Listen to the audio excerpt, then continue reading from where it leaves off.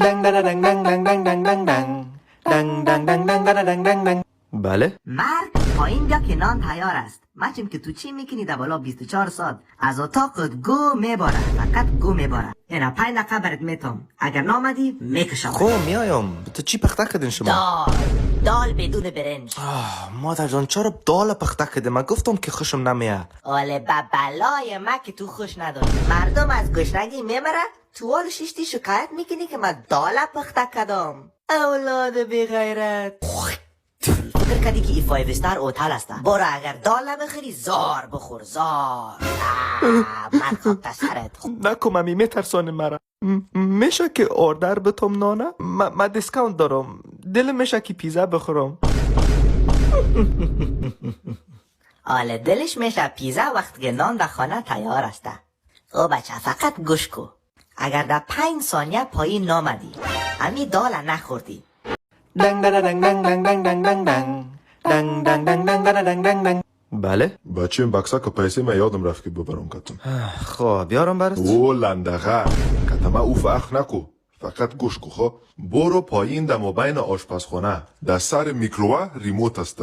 در سر ریموت یک دانه برنج است. امو برنج بچم قند پدر امو را پس کو. امو را که کدی از آشپزخانه برای یک دو تا استارجم بزن. استارجم بچم بسیار فایده داره. دکتر عزیز از فیسبوک گفته که تو استارجم ایده کیپس هارت اتک اوی. خوبش. آره بکسکت کجاست؟ اولو چک زبان تا کتاکو. برو در سالون نمونجا مادر چیشته ازش پرسون کو که کجا گم شده بکسکم. خب صحیح است نه برات پیدا میکنم. A few moments later. دنگ دنگ دنگ دنگ دنگ دنگ دنگ. دگام؟ بله؟ به پدر بلیت ناله و گنگ سیوش پرک. حالا من گفتم برات که بکسک پیسه من بیار تو چی؟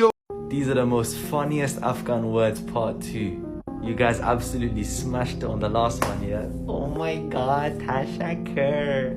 من چقدر تو را دوست دارم. The first word that I find too funny is the word مرگ. مرگ خاک سرت is the most powerful word that you could use. It literally means death.